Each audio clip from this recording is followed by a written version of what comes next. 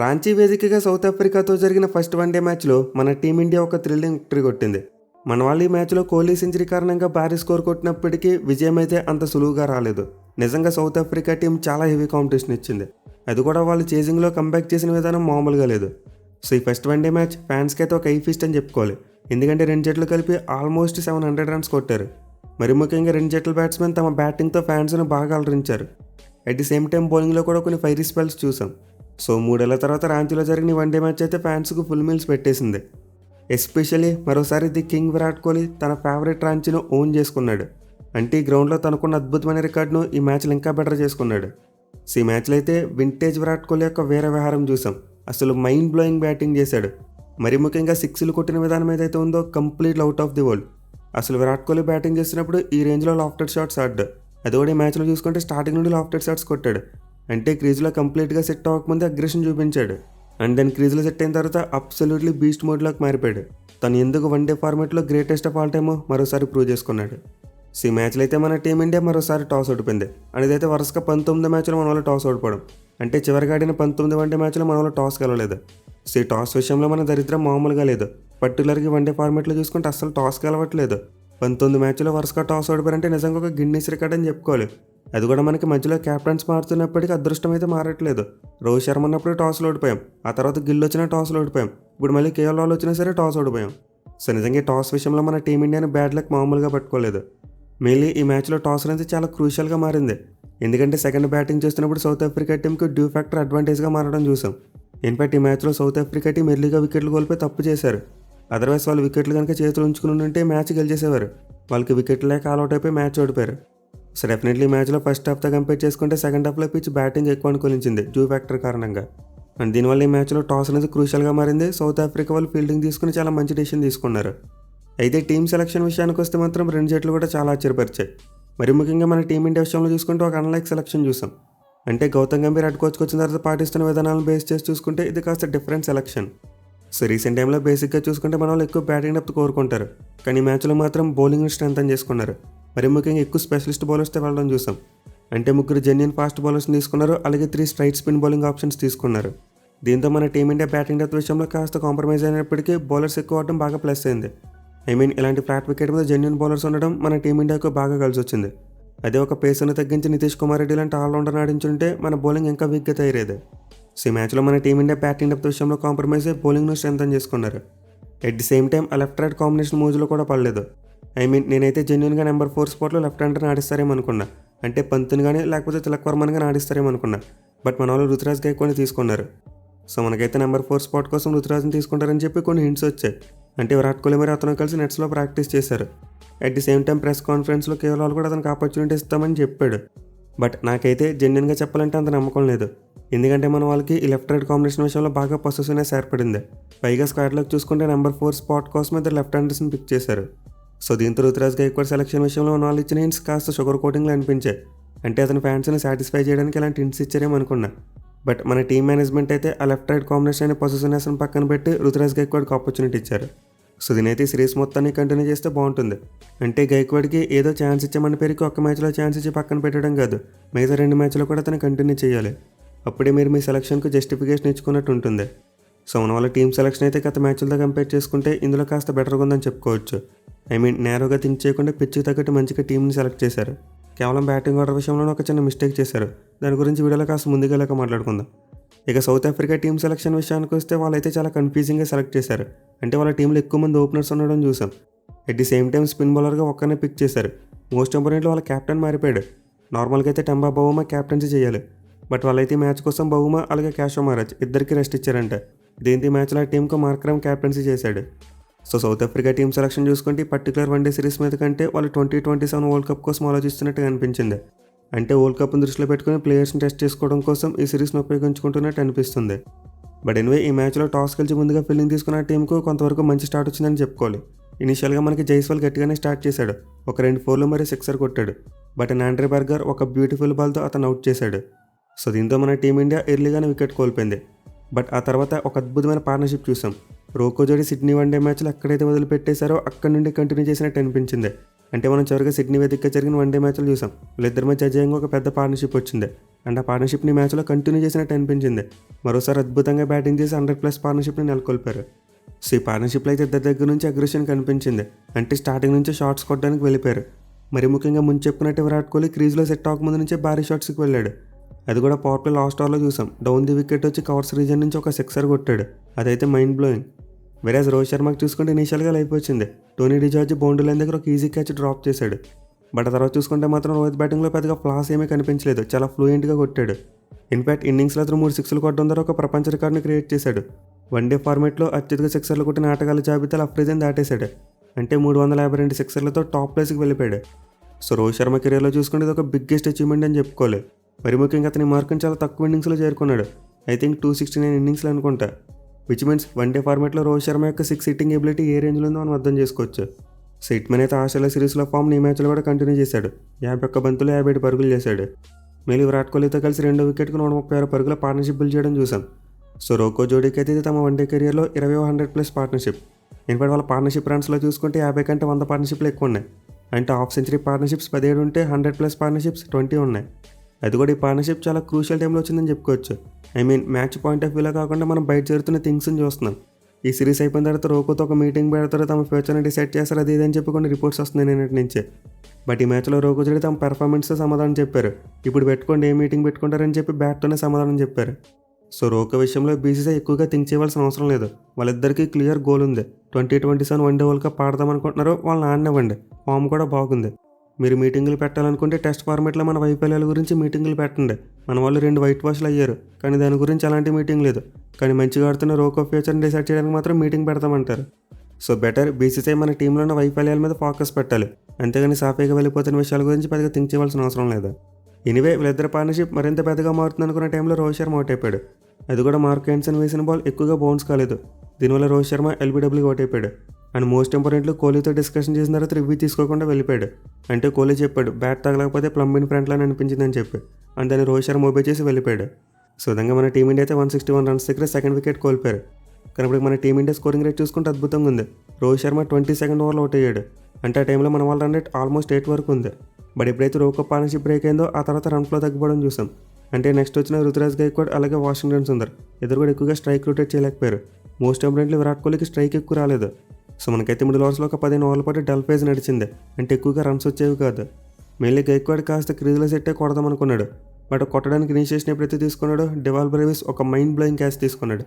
అసలు డైవ్ చేస్తే వంటి చేతి అతను పట్టుకున్న క్యాచ్ ఈ మ్యాచ్కి వెళ్ళాడని చెప్పుకోవాలి. మరి ముఖ్యంగా ఈ క్యాచ్ తర్వాత సిఎస్కే ఫ్యాన్స్ అయితే కొన్ని మీమ్స్ కూడా క్రియేట్ చేశారు. అంటే ఒక సిఎస్కే ప్లేయర్ మరి సిఎస్కే ప్లేయర్ క్యాచ్ తీసుకుని వెన్నిపట్టు పొడిచారని చెప్పి మీమ్స్ వచ్చాయి. ఇన్ఫాక్ట్ కోఇన్సిడెన్స్ ఏంటంటే సౌత్ ఆఫ్రికా టీం బ్యాటింగ్ చేసినప్పుడు బ్రేవిస్ క్యాచ్ మళ్ళీ రుతురాజ్ గైక్వాడే పెట్టాడు. సో మొత్తం వాళ్ళిద్దరు వికెట్స్ విషయంలో అయితే ఒక కోఇన్సిడెన్స్ చూసాం. అయితే గైక్వాడ్ అవుట్ అయిపోయిన తర్వాత మన వాళ్ళు నెంబర్ 5లో సుందర్ని బ్యాటింగ్ పంపారు. అండ్ ఈ మ్యాచ్లో మన వాళ్ళు సెలక్షన్ విషయంలో చేసిన చిన్న మిస్టేక్ ఇది అని చెప్పుకోవాలి. అంటే రాహుల్ ముందే నెంబర్ 6లో బ్యాటింగ్ చేస్తా అని చెప్పాడు. సో అతని బ్యాటింగ్ పొజిషన్ విషయంలో పెద్దగా సమస్య లేదు. బట్ ఈ నెంబర్ 5 స్పాట్లో మన వాళ్ళు సుందర్ని కాకుండా జడేజాని పంపుంటే బాగుండేది. ఎందుకంటే సుందర్తో కంపేర్ చేసుకుంటే జడేజాకి ఎక్కువ ఎక్స్పీరియన్స్ ఉంది. At the same time present సిచ్యువేషన్లో జడేజా అయితే కాస్త బెటర్గా డీల్ చేసేవాడు. ఐ మీన్ సుందర్ బ్యాటింగ్ వచ్చారు కానీ స్ట్రైక్ రొటేట్ చేసే విషయంలో చాలా ఇబ్బంది పడ్డాడు. ఒక సిక్సర్ కొట్టాడు, కానీ మిగతాదంతా కూడా చాలా రెస్టిక్గా కనిపించింది. మెయిన్ విరాట్ కోహ్లీకి ఎక్కువగా స్ట్రైక్ ఇవ్వలేకపోయాడు. ఇలా పార్ట్నర్షిప్ చూసుకుంటే మొత్తం 24 బాల్స్ నడిచింది. బట్ ఈ 24 బాల్స్లో 19 బాల్స్ సుందర్ ఒక్కడు ఆడాడు. అంటే విరాట్ కోహ్లీ ఆడింది 5 బాల్సే. సో దీంతో మిడిల్ ఓవర్స్లో మన టీమిండియా స్కోరింగ్ రేట్ పడిపోయింది. ఈవెన్ ఆ తర్వాత కేవలం వచ్చినా సరే అతను కూడా టైం తీసుకున్నాడు. అంటే ఇనిషియల్గా క్రీజ్లో సెట్టడానికి టైం తీసుకోవడం చూసాం. At the same time Virat Kohli చూసుకున్న క్విక్ టైంలో 2 వికెట్లు పడడం వల్ల అతను కూడా కాస్త స్లో అయ్యాడు. బట్ ఎనిమిది మ్యాచ్లో అయితే Kohli batting purely vintage vibes ఇచ్చింది. మరి ముఖ్యంగా రాంచీలో మరోసారి తన ప్రతాపం చూపించాడు. ఈ గ్రౌండ్లో అతని రికార్డ్ ఎలా ఉందో మనం ప్రీవ్యూలో చెప్పుకున్నాం. ఆడిన 4 మ్యాచ్ల్లో 2 సెంచరీలు కొట్టాడు. అండ్ ఈ మ్యాచ్ ద్వారా చూసుకుంటే 5 ఇన్నింగ్స్లో రాంచీ గ్రౌండ్లో 3వ సెంచరీ నమోదు చేశాడు. అంటే ఈ గ్రౌండ్లో అతనికి ఎంత సక్సెస్ ఉందో మనం అర్థం చేసుకోవచ్చు. సో కోహ్లీ అయితే తనకు వచ్చిన గ్రౌండ్లో ఎపిక్ స్టైల్లో బ్యాటింగ్ చేశాడు. మెయిన్లీ ఇన్నింగ్స్ లేట్ 6లు కొట్టి తన బెస్ట్ ఫ్రెండ్ అయిన ధోనీకు ట్రిబ్యూట్ ఇచ్చాడు. అది కూడా తన 6లు కొట్టిన విధానం చూసుకుంటే అహంకారం మరియు కాన్ఫిడెన్స్ కనిపించింది. అంటే కసిగా కొట్టాడు. సో చివరిగా సిడ్నీ వన్డే మ్యాచ్లో విరాట్ కోహ్లీ 50 కొట్టాడు, కానీ అది అంత కాన్ఫిడెంట్గా రాలేదు. ఐ మీన్ అంత ఫ్లూయెంట్గా తన వింటేజ్ స్టైల్లో రాలేదు. కొంతవరకు రెస్టీగా కనిపించింది. కానీ ఇన్నింగ్స్ మాత్రం అలా కాదు, completely Virat Kohli vintage style batting చూసాం. ఈవెన్ సెంచరీ ఫినిష్ అయిన తర్వాత రోర్ కూడా చూసాం. అంటే గాల్లోకి ఎగురుతూ సెలబ్రేట్ చేసుకున్నాడు. సో విరాట్ కోహ్లీ అయితే తన వన్డే ఫ్యూచర్ మీద వస్తున్న క్వశ్చన్ మార్క్స్కి తన బ్యాట్తోనే సమాధానం చెప్పాడు. ఒక మైండ్ బ్లోయింగ్ సెంచరీతో ఎన్నో రికార్డులను తిరగరాశాడు. మరి ముఖ్యంగా ఒక ఫార్మేట్లో ఎక్కువ సెంచరీలు కొట్టిన బ్యాట్స్మెన్గా చరిత్ర తిరగరాశాడు. ఐ మీన్ టెస్ట్ ఫార్మేట్లో సచిన్ 51 సెంచరీలు కొడితే విరాట్ కోహ్లీ వన్డే ఫార్మేట్లో 51 సెంచరీలు కొట్టాడు. కానీ ఈ సెంచరీ ద్వారా విరాట్ కోహ్లీ ఒక పర్టికులర్ ఫార్మాట్లో ఎక్కువ సెంచరీలు కొట్టిన బ్యాట్స్మెన్గా టాప్ ప్లేస్కి వెళ్ళిపోయాడు. సో విరాట్ కోహ్లీ అయితే తన క్లాస్ బ్యాటింగ్, మాస్ ఎక్సైటింగ్ని యాడ్ చేసి ఫ్యాన్స్కి ఫుల్ ఎంటర్టైన్మెంట్ ఇచ్చాడు. మరి ముఖ్యంగా సెంచరీ ఫినిష్ అయిపోయిన తర్వాత సబ్ బ్రెయిన్ వేసిన కోహ్లీలో చూసాం 3 4లు మరి ఒక 6 కొట్టాడు.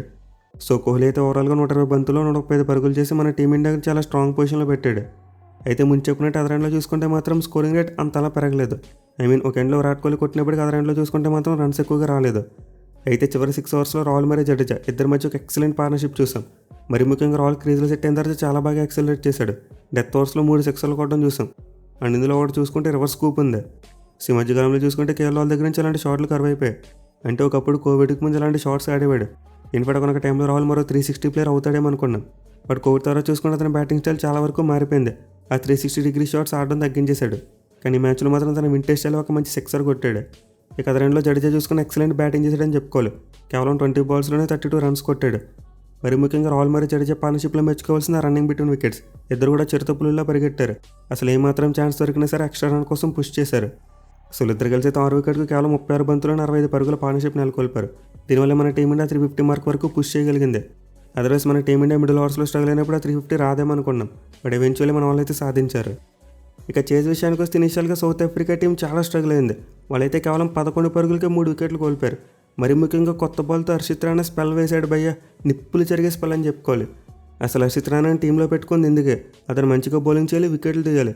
అంతేగాని అనవసరంగా అతని మీద ఆల్రౌండర్ అనే ట్యాగ్ వేసి రుద్దే ప్రయత్నం చేయొద్దు.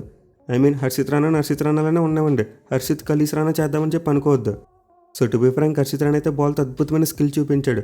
ముందు రియాన్ కల్టర్కి చూసుకుంటే ఒక మంచి ఇన్కమింగ్ బాల్ వేశాడు. అంతే ఓవర్లో క్వింటన్ డి కాక్ ఒక అవుట్ స్వింగర్తో అవుట్ చేయడం చూసాం. సో నిజంగా హర్షిత్ రాణా తన బౌలింగ్ మీద ఫోకస్ పెడితే రిజల్ట్స్ ఎలా ఉంటాయి అంటే అతను కేవలం టెక్కని ఇచ్చేసే బౌలర్ మాత్రమే కాదు, బాల్ని స్వింగ్ చేయగలడని కూడా నిరూపించుకున్నాడు. మిగిలిన స్టార్టింగ్ స్పెల్లో చాలా మంచి కంట్రోల్తో బౌలింగ్ చేశాడు. ఇదే స్కిల్ సెట్ని హర్షిత్ రాణా ఇంప్రూవ్ చేసుకుంటూ పోతే డెఫినెట్లీ టాప్ బౌలర్ అయిపోతాడు. ఎస్పెషల్లీ ఆ రన్స్ కంటైన్ చేసే విషయంలో ఇంకా కాస్త డిసిప్లిన్ నేర్చుకుంటే డెఫినెట్లీ టాప్ క్లాస్ బౌలర్ అవుతాడు. అలా కాకుండా హర్షిత్ రాణాని ఎలాగైనా సరే టీంలో ఉంచాలనే పేరుతో ఆల్రౌండర్గా మార్చే ప్రయత్నం చేయొద్దు. అతను తన బౌలింగ్ మీద ఫోకస్ చేయనివ్వండి, తన బౌలింగ్తోనే టీంలో ప్లేస్ని సంపాదించనివ్వండి. మేబీ అతను బ్యాటింగ్ చేయగలిగితే అది మన టీమిండియాకి బోనస్ అవుద్ది. ఇన్ఫాక్ట్ మిచెల్ స్టార్క్ మరియు ప్యాట్ కమిన్స్ వాళ్ళు కూడా బ్యాట్తో రాణించగలరు. కానీ వాళ్ళు ఎప్పుడు కూడా ఆల్రౌండర్స్గా మారే ప్రయత్నం చేయలేదు. వాళ్ళు తమ బౌలింగ్ మీద ఫోకస్ పెట్టారని దాన్ని ఇంప్రూవ్ చేసుకున్నారు. బ్యాటింగ్ యాజ్ బోనస్కి వచ్చింది. హర్షిత్ రాణా విషయంలో కూడా అదే జరగాలి. అంతేగాని అతను ఫోర్స్ఫుల్గా ఆల్రౌండర్గా చేస్తే అది అతనికి యూజ్ అవుతుంది, మన టీమిండియాకి యూజ్ అవుతుంది. హర్షిత్ రాణా అయితే తన బౌలింగ్ మీద ఫోకస్ పెట్టి తన స్కిల్స్ని ఇంకా ఇంప్రూవ్ చేసుకుంటే డెఫినెట్లీ ఒక టాప్ క్లాస్ బౌలర్ అవుతాడు. ఇక హర్షిత్తో పాటు హర్షదీప్ సింగ్ కూడా చాలా మంచి స్పెల్ వేశాడు. న్యూ బాల్తో అతను కూడా బాల్ని స్వింగ్ చేయడం చూసాం. మరి ముఖ్యంగా అతను మార్క్రమ్ వికెట్ తీసి హర్షిత్ రాణాకి చాలా మంచి సపోర్ట్ ఇచ్చాడు. సో సౌత్ ఆఫ్రికా టీం అయితే 11 పరుగులకి 3 వికెట్లు కోల్పోయింది. అండ్ స్టార్ట్ చేసిన తర్వాత వాళ్ళైతే డన్ అండ్ డస్టెడ్ అనుకున్నాం. అంటే ఇంకేం కొడతారులే, వాళ్ళ పని అయిపోయిందేమో అనుకున్నాం. మరి తర్వాత చూసుకుంటే south Africa middle order batsmen mind blowing batting చేశారు. వాళ్ళు 3 వికెట్లు కోల్పోయిన తర్వాత ఈ రేంజ్లో కంబ్యాక్ చేసి 332 రన్స్ కొడతారని చెప్పి ఎవరు కూడా ఊహించుండరు. సో ముందైతే మ్యాచ్ బ్రిడ్జ్కి మరి టోనీ మధ్య ఒక మంచి పార్ట్నర్షిప్ చూసాం. అంటే ఈ పార్ట్నర్షిప్లో టోనీ అగ్రెసివ్ రోల్ తీసుకున్నాడు. అతనైతే ఎల్లిగా చాలా బౌండరీస్ కొట్టాడు. అండ్ ఆ తర్వాత చూసుకుంటే డెవాల్ బ్రేవ్స్ వచ్చి మెరుపులు మెరిపించడం చూసాం. 28 బాల్స్కి 37 రన్స్ కొట్టేశాడు. సో దీంతో సౌత్ ఆఫ్రికా టీం వికెట్లు కోల్పోయినప్పటికీ వాళ్ళ స్కోరింగ్ రేట్ ఎక్కడా పడిపోలేదు. ముందు టోనీ మరియు బ్రిడ్జ్కి మధ్య 62 బంతులు 66 పరుగుల పార్ట్నర్షిప్ వచ్చింది. అండ్ నేను బ్రేవిస్ మరియు బ్రిడ్జ్కి మధ్య 40 బంతులు 53 పరుగుల పార్ట్నర్షిప్ వచ్చింది. దీంతో సౌత్ ఆఫ్రికా టీం ఆ స్కోరింగ్ రేట్ విషయంలో ఎక్కడ ఇబ్బంది పడలేదు. కేవలం వికెట్ కాలం విషయంలోనే వాళ్ళైతే ఇబ్బంది పడాల్సి వచ్చింది. So to be frank, South Africa team ఇంకా కాస్త తెలివిగా బ్యాటింగ్ చేస్తుంటే ఖచ్చితంగా వాళ్ళు ఈ మ్యాచ్లో గెలిచేవారు. అంటే స్టార్టింగ్లో రన్స్ రాకపోయినా పర్లేదు, వికెట్లు కాపాడుకుంటే సరిపోద్దన్న మైండ్ సెట్ ఆడ ఉండాల్సిందే. బట్ వాళ్ళు ఏం చేశారు, టార్గెట్ పెద్దని చెప్పి స్టార్టింగ్లోనే షార్ట్స్కి వెళ్ళిపోయారు. అదే వాళ్ళు కాస్త ఓపిక పట్టి డ్యూ వచ్చే వరకు వికెట్లు కోల్పోకుండా ఉంటే ఖచ్చితంగా ఈ చేసి ఒక హిస్టారిక్ చేజ్ అయ్యేది వాళ్ళకి. బట్ ఎనివే, ఇలా వికెట్లు కోల్పోయినప్పటికీ వాళ్ళైతే ఎక్కడ కూడా పోరాటం ఆపలేదు. ఒక బ్యాట్స్మెన్ కొడుతున్నాడు అండ్ అతను అవుట్ అయినప్పటికీ అమ్మాయి అనుకుందామంటే లేదు, మరో బ్యాట్స్మెన్ వచ్చేవాడు చితక్ కొట్టేసేవాడు. మరి ముఖ్యంగా మార్కెన్సన్ అయితే మన టీమిండియా ఫ్యాన్స్ గుండెలో రైలు పరిగెత్తించాడు. 39 బాల్స్లోనే 70 రన్స్ కొట్టేశాడు. సో అతను బ్యాటింగ్ చేసినంతసేపు మ్యాచ్ మన టీమిండియా చేజారిపోతుందేమో అనిపించింది. ఎస్పెషల్లీ బ్రిడ్జ్కి కలిసి 6 వికెట్కి 67 బంతులను 97 పరుగుల పార్ట్నర్షిప్ యాడ్ చేశాడు. సో ఈ పార్ట్నర్షిప్ రాకముందు సౌత్ ఆఫ్రికా బ్యాట్స్మెన్ కొడుతున్నప్పటికీ టార్గెట్కు దూరంగానే ఉన్నారేమో అనిపించింది. అంటే కొట్టాల్సిన రన్స్ ఎక్కువ ఉన్నాయి కదా అని చెప్పి ధీమాగా ఉన్నాం. కానీ ఈ పార్ట్నర్షిప్ ఎప్పుడైతే క్విక్గా వచ్చిందో వాళ్ళ టార్గెట్ చాలా వరకు తగ్గిపోవడం చూసాం. బిలో 150 వచ్చేసింది అండ్ ఆల్మోస్ట్ రన్నే బాల్ కొడితే సరిపోద్దనే పొజిషన్కి వెళ్ళిపోయారు వాళ్ళు. మళ్ళీ మ్యాచ్ బ్రిడ్జ్కి అయితే ఒక ఎండ్లో సెట్ అయిపోయి ఒక లాంగ్ ఇన్నింగ్స్ ఆడేలా కనిపించాడు. కానీ ఎప్పుడైతే ఒక చిన్నపాటి బ్రేక్ వచ్చిందో అది మన టీమిండియాకు బాగా కలిసి వచ్చింది. ఒక స్లోవర్ షార్ట్ బాల్ బ్రిడ్జ్కి ఒక హెల్మెట్కి తగలడం చూసాం. అండ్ దీని కారణంగా ఒక చిన్న బ్రేక్ వచ్చింది. అండ్ ఎగ్జాక్ట్లీ బ్రేక్ తర్వాత ఒక ఓవర్లో 2 వికెట్లు పడ్డాయి. కుల్దీప్ యాదవ్ బౌలింగ్లో క్రీజులో సెట్ అయిన మార్కెన్సన్ మరియు బ్రిడ్జ్కి ఇద్దరు కూడా అవుట్ అయిపోయారు. సో క్లియర్లీ మార్కెన్సన్ బ్యాటింగ్ విషయంలో కాన్సన్ట్రేషన్ ల్యాప్స్ అయితే జరిగింది. అదర్వైజ్ అతను వికెట్ పడిన బాల్ చూసుకుంటే అంత గొప్ప బాల్ ఏమీ కాదు, ఆఫ్ ట్రాకర్ వేశాడు. అంటూ కొలిది బాల్ మిడిల్లో గుద్దాడు. దీంతో మార్కెన్సన్ ఈజీగా 6 కొడతాడేమో అనుకున్నాం. బట్ అతను కాన్సన్ట్రేషన్ లేకపోతే షాట్కి ఎల్లీగా కమిట్ అయిపోయాడు. అంటే బాల్ రాకముందే షాట్కి కమిట్ అయిపోయాడు. దీనివల్ల బాటమ్ ఆఫ్ ది బ్యాట్ తగలడం చూసాం. సో ఎప్పుడైతే మార్కెన్సన్ అవుట్ అయిపోయాడో బెరిజ్కి కూడా ఇంకా కొట్టాలని డిసైడ్ అయిపోయాడు. అంటే అప్పటివరకు మార్కెన్సన్ ఒక ఎండ్లో చిత్త కొట్టేసేవాడు. దీంతో అతను అదర్ ఎండ్లో సింగిల్స్ తీసుకుంటూ స్ట్రైక్ రొటేట్ చేసేవాడు. కానీ ఎప్పుడైతే మార్కెన్సన్ అవుట్ అయిపోయాడో ఆ తర్వాత బ్రిడ్జ్కి అగ్రెసివ్ రోల్ తీసుకుందాం అనుకున్నాడు. బట్ అది కంప్లీట్లీ బ్యాక్ ఫైర్ అయింది. అతను భారీ షాట్కి ఎత్తించాడు, అవుట్ అయిపోయాడు.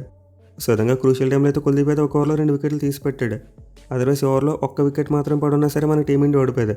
ఎందుకంటే ఆ తర్వాత చూసుకుంటే కార్బిన్ బాషిచ్ కొట్టడం మొదలుపెట్టాడు. అతను కూడా కేవలం 51 బాల్స్లోనే 67 రన్స్ కొట్టేశాడు. సో ఫస్ట్ 3 వికెట్లు పడిన టైంలోనే మన టీమిండియా బౌలర్స్ కాస్త నిమ్మలంగా కనిపించారు. బట్ తర్వాత చూసుకుంటే సౌత్ ఆఫ్రికా బ్యాట్స్మెన్ మన టీమిండియా బౌలర్స్ను మామూలుగా ఆడలెత్తించలేదు. ఆ లాస్ట్ ఓవర్ వరకు మ్యాచ్ ఉత్కంఠ భరితంగా సాగడం చూసాం. చివరిలో కూడా 18 పరుగులు కొట్టాలి అన్న టైంలో కార్బిన్ బాస్ క్రీజ్లో ఉన్నాడు. బట్ లక్కీలో అతను సెకండ్ బాల్కి అవుట్ అయిపోవడం వల్ల మన టీం 17 పరుగులు దాటితే మ్యాచ్ గెలిచింది. సో నిజంగా సౌత్ ఆఫ్రికా టీం చూపించిన పోరాట పటిమకి అయితే హ్యాట్స్ ఆఫ్ చెప్తారు. వాళ్ళైతే మ్యాచ్ని ఎంత ఇంట్రెస్టింగ్గా మారుస్తారు అనుకోలేదు. ఫస్ట్ 3 వికెట్లు పడగానే గివ్ అప్ ఇచ్చేస్తారేమో అనుకున్నాం. కానీ వాళ్ళైతే చాలా క్లోజ్గా వచ్చేసారు. ఎనివే మన బౌలర్స్లో చూసుకుంటే రన్స్ ఇచ్చారు. ప్రతి బౌలర్ ఎకానమీ కూడా 6 దాటేసింది. బట్ క్రూషియల్ టైంలో వికెట్లు తీశారు. మరి ముఖ్యంగా కుల్దీప్ యాదవ్ 4 వికెట్లు పడగొట్టి టాప్ వికెట్ టేకర్గా నిలిచాడు. అంతే నక్షిత్ రాణా చూసుకుంటే 3 వికెట్లు తీశాడు. అండ్ హర్షదీప్ సింగ్ చూసుకుంటే 2 వికెట్లు తీశాడు. వేరే ప్రసిద్ధ కృష్ణ చూసుకుంటే 1 వికెట్ పడింది. సో డెఫినెట్లీ మన బౌలర్స్ అందరూ అయితే మ్యాచ్లో రన్స్కి వెళ్ళారు. బట్ డ్యూ ఫ్యాక్టర్ని కూడా మనం దృష్టిలో పెట్టుకోవాలి. అంటే డ్యూ ఫ్యాక్టర్ రాకముందు వరకు చూసుకుంటే మన బౌలర్స్ అద్భుతంగా బౌలింగ్ చేశారు. ఇన్ఫాక్ట్ ప్రసిద్ధ కృష్ణ కూడా స్టార్టింగ్ 9 బాల్స్లో 1 రన్ అవ్వలేదు. తను వేసిన 10వ బాల్కి రన్స్ ఇచ్చాడు. బట్ ఎప్పుడైతే డ్యూ ఫ్యాక్టర్ మెల్లగా రావడం మొదలుపెట్టిందో మన టీమిండియా బౌలర్స్ రాణించలేకపోయారు. At the same time South Africa batsmen చూసుకుంటే మంచి కౌంటర్ అటాకింగ్ బ్యాటింగ్ చేశారు. సో మ్యాచ్లో మన బౌలర్స్ రన్స్ ఇచ్చినప్పటికీ మరీ వరస్ట్ బౌలింగ్ చేశారని చెప్పలేం. కండిషన్స్ మన బౌలర్స్కి అంత అనుకూలంగా లేవు. At the same time South Africa batsmen నిజంగా మైండ్ బ్లోయింగ్ బ్యాటింగ్ చేశారు. అంటే వాళ్ళ హిట్టింగ్తో మన బౌలర్స్ని ఎక్కడ కూడా సెట్ అవ్వడం లేదు. మన బౌలర్స్ కన్సిస్టెంట్గా ఒక ప్లాన్తో బౌలింగ్ చేయలేకపోయారు. అంటే షార్ట్ బాల్ టాక్టిక్ని కంప్లీట్గా యూజ్ చేయలేకపోయారు. అలాగే ఫుల్ బాల్స్ని కూడా కంప్లీట్గా యూజ్ చేయలేకపోయారు. అస్తమాడి మార్చుకోవాల్సి వచ్చేది తమ ప్లాన్స్ని. ఎందుకంటే సౌత్ ఆఫ్రికా బ్యాట్స్మెన్ ఆ రేంజ్లో బ్యాటింగ్ చేశారు. బట్ ఎనివే ఓవరాల్గా చూసుకుంటే మాత్రం చాలా మంచి కాంపిటేటివ్ గేమ్ చూసాం. చూసిన ఫ్యాన్స్ అందరికీ పైసా వసూలు మ్యాచ్ అని చెప్పుకోవచ్చు. సో చూడాలి మరి నెక్స్ట్ వన్డే మ్యాచ్లో కూడా మన టీమిండియా గెలిచి సిరీస్ని సీల్ చేస్తారా లేకపోతే సౌత్ ఆఫ్రికా టీం ఏమైనా కంబ్యాక్ చేస్తారా అనేది.